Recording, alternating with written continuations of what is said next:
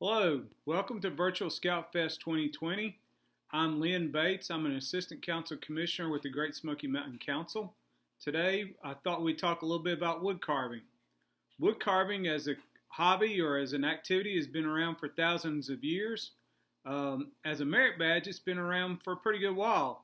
It started in 1927 as an official merit badge, and it's about the 17th most popular merit badge. There have been about 2,400,000 merit badges, wood carving merit badges that have been earned over the years.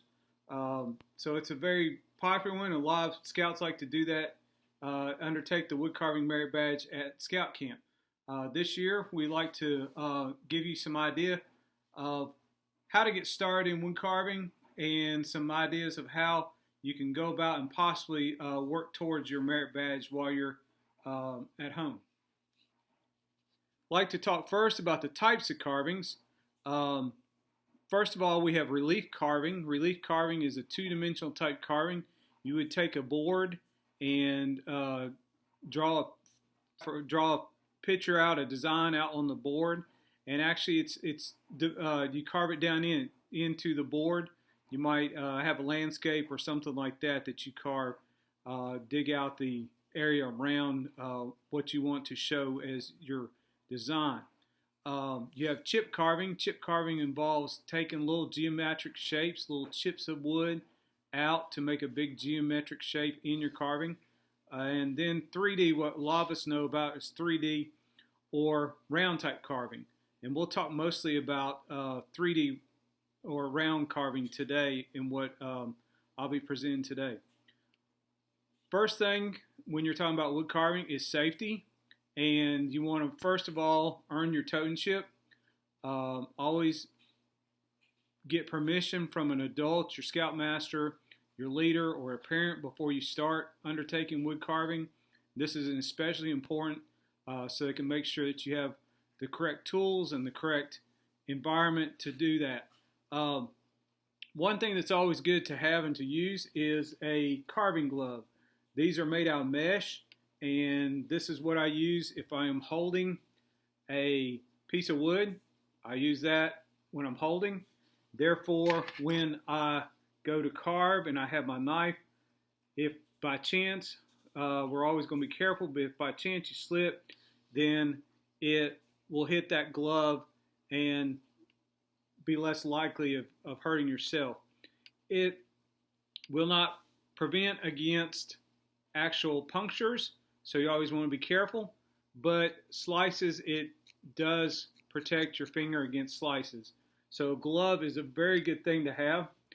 You can also get what's called a thumb protector for your other hand if you are able to get one of those. That's always good. And you want to be sure that your tools are in nice condition, that the blades on your knives are sharp, because a dull tool will not cut, and then you're more likely to slip and possibly cut yourself or have an accident if your tools aren't sharp and they're not prepared. Check the either online or if you have a printed copy of the Wood Carving Merit Badge Guide. It has the directions in there on how to earn your totemship.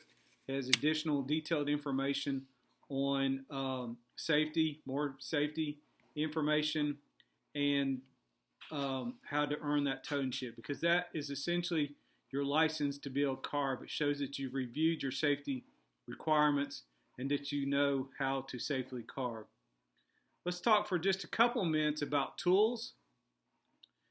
Many of us are familiar, of course, with our pocket knives. We have our scout knife, and a lot of the our whittling type knives will have different blades.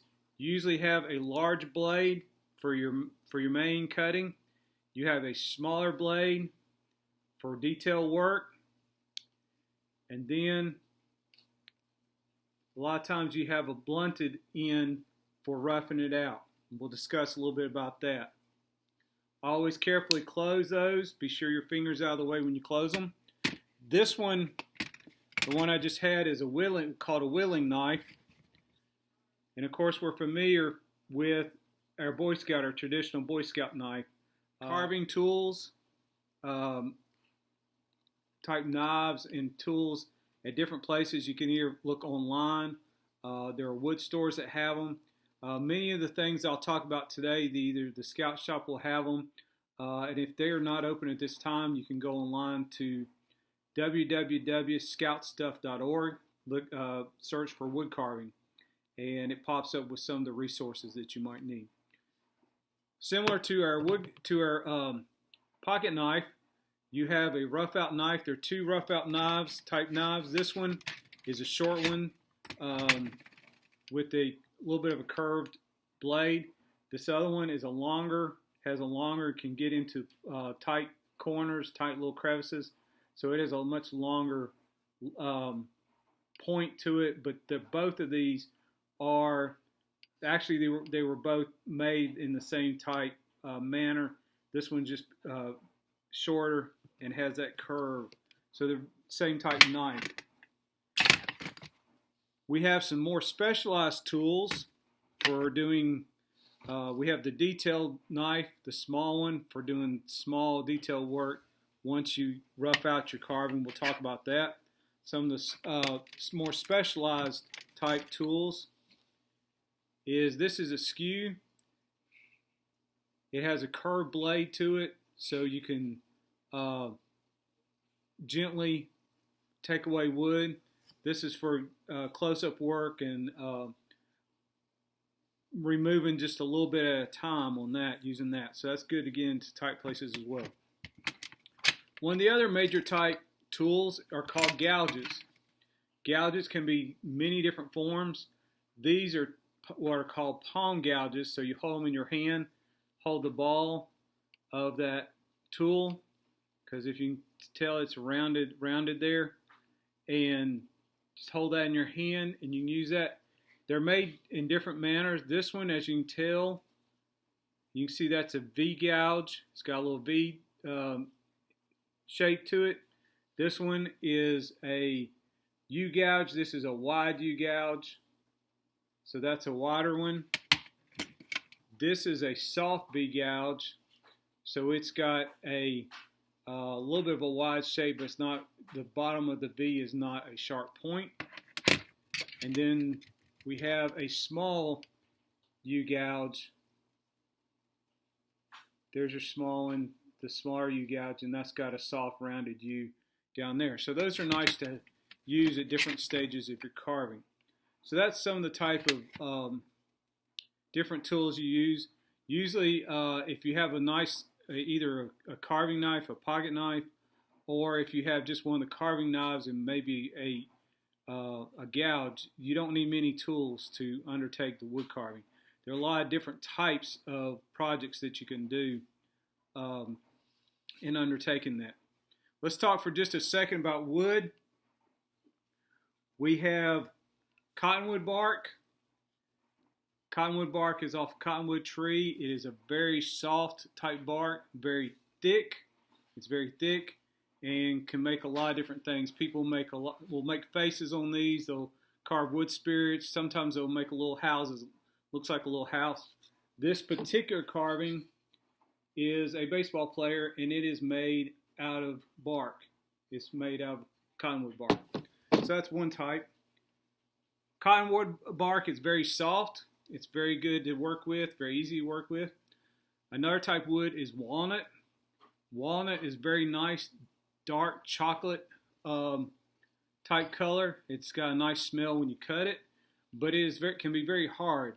If you want to do a carving, a lot of times maybe relief carving or something, or carve face into this that you don't want to paint, that you just want to leave natural colored, this is a nice wood to use. Just remember, it's going to be hard to carve.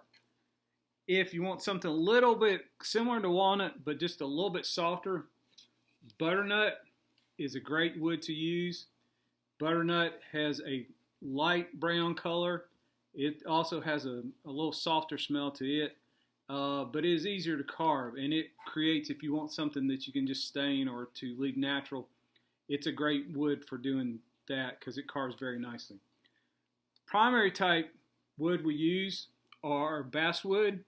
Basswood is very light colored, has a very light grain, and will take a shape very easily, and the carving tools work very easily into basswood. It's a great way to use it. You may either have it in block form, or you could have it in an egg form. If you go online, you can a lot of times order basswood in egg form, and then other times you can order what's called rough outs. Rough outs are where a machine, they put it on a mechanical router, and it has taken most of the excess woods. As you can see, that will eventually become probably a cowboy. But you can make all sorts of, you can take one of these rough outs and make either whatever kind of character you want to make using that. A lot of times too, you can get a cutout. And a cutout is just a piece of wood that has got the rough shape of what you want to make out of it. So that's a cutout. The Scout Shop a lot of times will have kits. This is a cutout type kit that has, this will be for the Scout sign, but Scout Shop has those sometimes available. Different cuts that you have that you can try. We can use our rough out knife. A paring cut is just a small cut towards yourself. You want to take just a small piece of wood off at a time. So a paring cut is towards yourself. You always want to be careful. And as you can tell, I'm seated at a table. You want to be at a table. You don't want to be moving around. You want to have a nice surface that you can work on, that you can rest your hands on if you need to, or rest the carving on. But that was a paring cut. A basic cut that we use a lot of times when we're whittling is just a cut that goes away from us. Take a little bit of wood, go away. You want to take just a little bit at a time when you're carving. A little bit of wood off at a time. You don't want to try to take a big chunk or anything like that, because you risk either breaking your tool or breaking off a piece of wood and slipping with that when you make that cut. A score cut, just make a little bit of line, press down right there, and then using that, what you can use is either the paring cut. Paring cut will make that little notch. So what I did is my knife was straight in, and then I came in at an angle. You can also make V cuts. You make one straight score, and then you make an angle cut, and then you can take out a little sliver that way. So that is a V cut. Let me show you quickly some of the steps that you can take just to get started. I've made a series here to get started in making your, if you have a cutout, say you want to make a sound clause, you take your cutout, draw your center line in this case, and draw in the hat where you're going to put the hat in. Then also take in after you've drawn your center line, put in for your nose. You've got a triangle there for your nose and your mouth. And then what I've drawn is I've put in the sides of the face, left a little bit for the hairline, and then drawn in the eyes right there. So this is a little more detailed there. And then eventually, I'll go ahead and show you this. Eventually, you may come up with something that looks like this. First thing you do, once you start with your, you've already drawn everything, you've got everything cut out, just to start. It's pretty flat.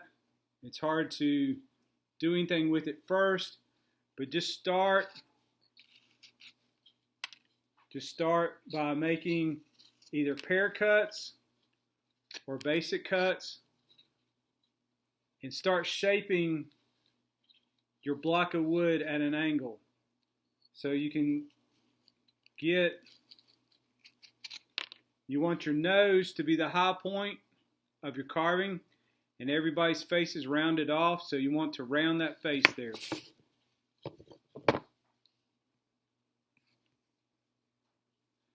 Once you do that, then you continue to add detail. You'll rough it out, start adding details, and we'll attempt to go at another time into more details as how you get to this point. Thank you for watching this. Hope you have found this to be beneficial as a start to wood carving, and hopefully it'll inspire you to look into find out more information. You can go online with your parents' permission, go online to find out more information, and there are many books out there, many resources out there on more details about wood carving. Thank you for joining Virtual ScoutFest 2020. Have a good day.